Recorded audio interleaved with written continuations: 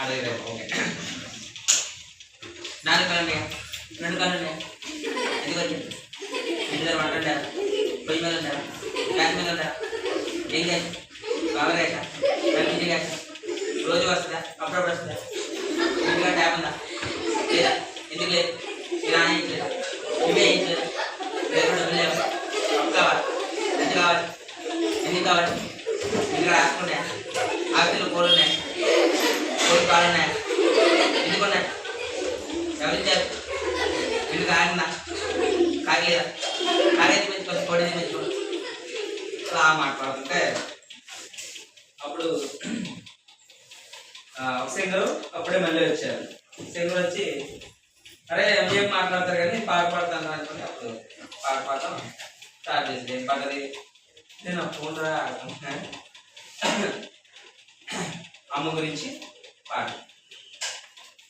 పెదవే పలికిన మాటల్లోనే తీయని మాటే అమ్మా, కదిలే దేవత అమ్మా, కంటి తనలో మమతే పెడుతుంది ముద్దగా, తన రాలి పాటలో నిసరిగమ పంచుతుంది ప్రేమ, మనలో ఈ ప్రాణమ్మ మనదైన రూపం, ఎనలేని జాలి గుణమే అమ్మా, మనదైన ప్రాణమ్మ మనదైన రూపం, ఎనలేని జాలి గుణమే అమ్మా, ఎదవే పలికిన మాటల్లోనే తీయని మాటే అమ్మా, కరిగి దేవత అమ్మా, కంటి చేరుకున్నా.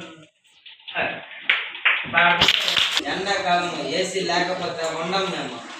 మాకు రూమ్తో పాటు ఏసీదా ఉండాలా, అప్పుడే చల్లగా ఉంటుంది. ఏది తగ్గాదా? అరే మస్తు గుండ్రు కానీ బరాబర్ రూమ్ తో పాటు ఏసీతో పాటు దగ్గరలో మాకు మటన్ సోపు చికెన్ సోపు ఉండాలి బాయ్. హైదరాబాద్ అంటే మటన్ చికెన్ దమ్ బిర్యానీ రా బాయ్. అది ఉంటేనా రూమ్ ఇవ్వండి, లేకపోతే రూమ్ ఇవ్వదు. మేము బయట చూసుకుంటాం. ఎట్లాంటి వాళ్ళ దగ్గర మేము ఉండవు.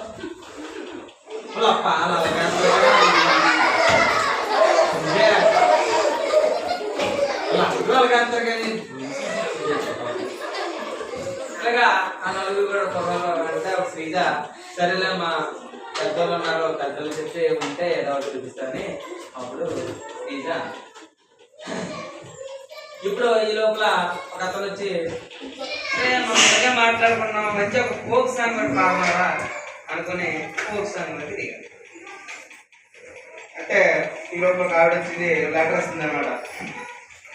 లెటర్ ఆ కుర్రోడు చదువుతాడు. కుర్రోడు చదివిన తర్వాత అప్పుడు పాట పాడతాడు.